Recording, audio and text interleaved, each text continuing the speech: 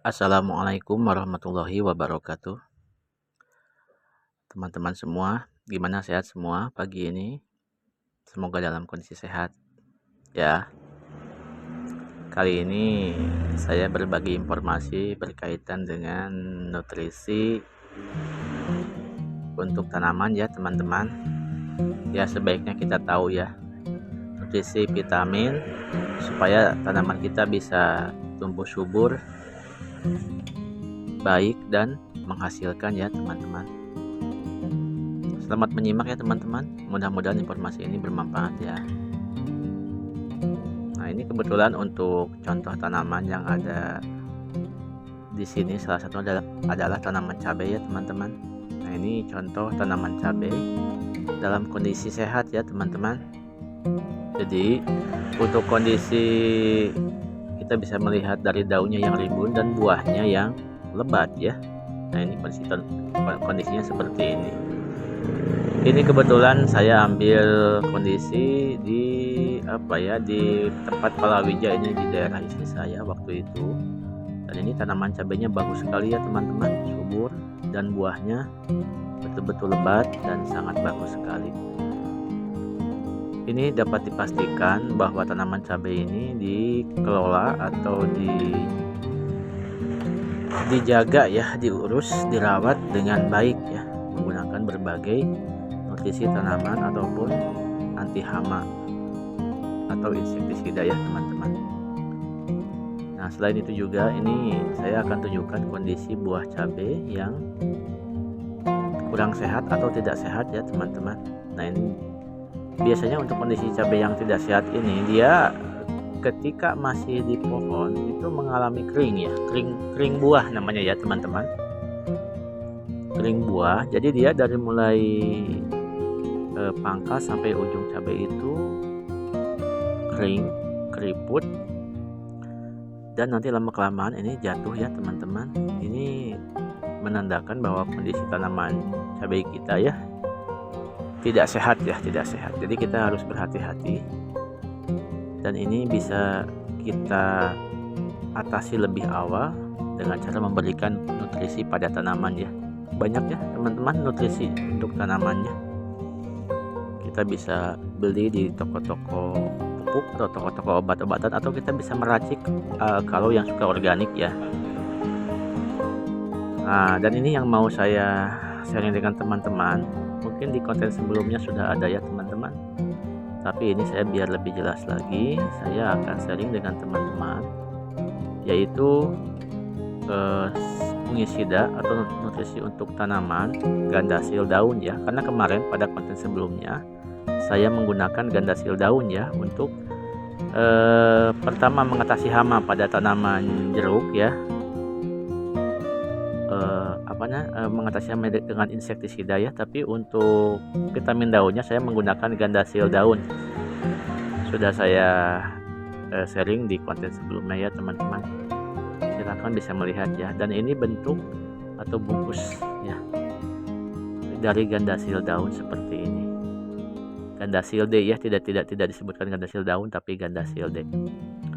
Untuk gandasil daun sendiri ya teman-teman, nutrisinya termasuk sangat lengkap ya, atau ya kondisinya nutrisinya seimbang ya. Dalam satu produk ini terdapat 3 nutrisi utama yang dibutuhkan oleh tanaman.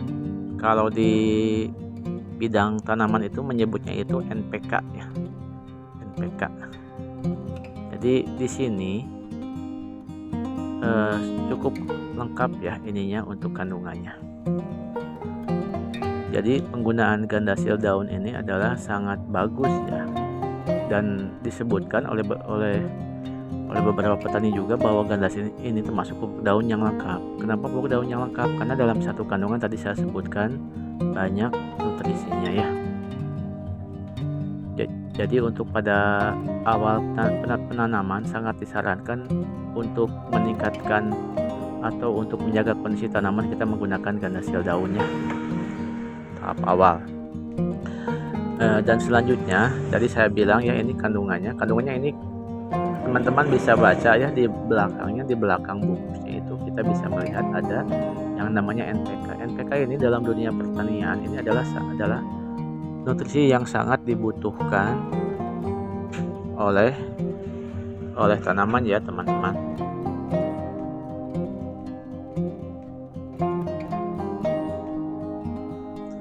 Bisa kita lihat ya teman-teman lebih dalam lagi. Untuk kandungan nitrogennya 20%,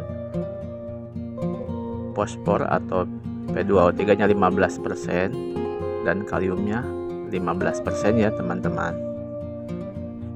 Nitrogen itu kalau di dunia pertanian cenderung ke daun, untuk menghijaukan daun gitu teman-teman ya. Jadi kalau semakin tinggi nilai nitrogennya, kemungkinan untuk vitamin daunnya lebih tinggi. Untuk fosfat ya, fosfat itu lebih cenderung ke dahan dan akar, dan kalium lebih cenderung ke dahan dan buah juga ya teman-teman. Dan ini bentuknya itu butiran putih seperti ini ya teman-teman. Jangan lupa pada saat penggunaan baik pestisida atau fungisida, kita harus perhatikan kesehatan kita. Diusahakan ya kalau kita sedang mau menggunakan fungisida ini, kita menggunakan sarung tangan ya, dipastikan ya. Meskipun ini emang bukan racun ya, tapi kita bisa mengkondisikan untuk kesehatan kita juga.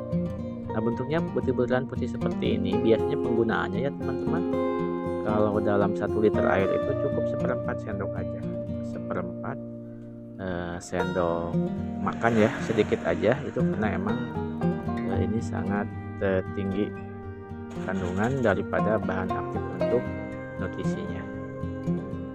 Nah, kira-kira seperti ini ya teman-teman ya. Sudah tahu kan? Nanti kalau mau lebih jelas, belilah di kios pupuk ya untuk lebih dalam lagi. Nah, ini dengan penggunaan penggunaan fungisida daun secara rutin ini, diharapkan kita bisa menjaga kesuburan daripada tanaman ya, terutama dia pada saat masa pertumbuhan ya, atau pada masa-masa tertentu seperti di video saya sebelumnya, itu setelah hujan ya, itu kena rentan daripada hama muncul. Maka untuk mempertahankannya, setelah kita kasih insektisida atau anti hama ya, kita juga bisa menambahkan fungisida atau vitamin tanaman supaya tanaman itu bisa terbebas dari hama dan juga bisa tumbuh dengan bagus, sehingga bisa menghasilkan buah yang banyak dan bagus juga buahnya ya. Nah, ini ya teman-teman, ini ada contoh cabai ya, tanaman cabai yang ada yang di depan rumah saya teman-teman ya. Ini kebetulan baru berbuah ini, dan emang beberapa waktu yang lalu termasuk ke yang saya semprot dengan menggunakan fungisida ini. Dan ini buahnya ya alhamdulillah ya lumayan teman-teman nih, bisa untuk dikonsumsi minimal untuk sendirilah ya, untuk sendiri dulu. Kalau banyak sekali ya bisa kita jual juga ya, atau kita jual ke toko atau ke pasar lah ya. Demikiannya teman-teman untuk konten kali ini, semoga bermanfaat informasinya, dan terima kasih. Wassalamualaikum.